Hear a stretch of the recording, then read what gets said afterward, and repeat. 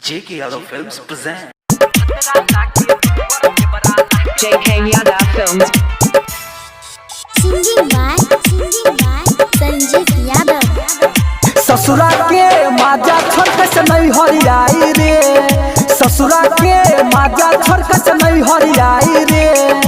भद्रा लागे नुनगरा देवरा लागे मिठाई रे, राजा लागे नुनगरा देवरा लागे मिठाई रे। भद्रा होतल बूट देवरा रस मलाई रे, राजा होतल बूट देवरा रस मलाई रे। भद्रा लागे नुनगरा देवरा लागे मिठाई रे, राजा लागे नुनगरा देवरा लागे मिठाई रे।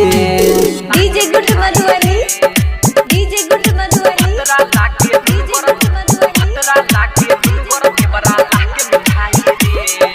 JK Yadav Films. Mix by Bablu Bansali. चल जाले बहरा सैया फोनो न यहाबे, डर लागे रोटिया देवरा लगे सुता हाबे। चल जाले बहरा सैया फोनो न यहाबे, डर लागे रोटिया देवरा लगे सुता हाबे। बन करे गेट लेट बत्ती बूटा हाबे, सुती जे से जिया पो पिक्चर देखा हाबे, सुती जैसे जिया पो पिक्चर देखाबे। यरबा के माजा यो बोते बरे खाही रे, यरबा के माजा यो बोते बरे खाही रे। भद्रा लागे नुनगरा देवरा लागे मिठाई रे, राजा लागे नुनगरा देवरा लागे मिठाई रे।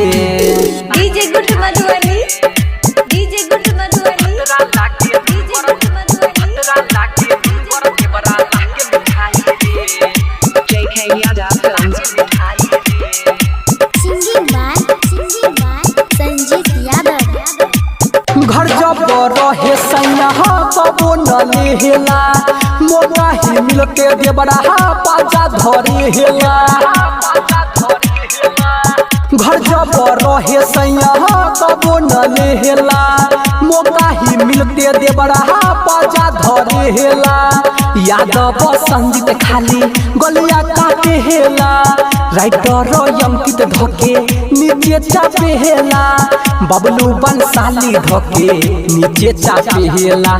दिलबा के बतिया अब कैसे कही रे, दिलबा के बतिया अब कैसे कही रे।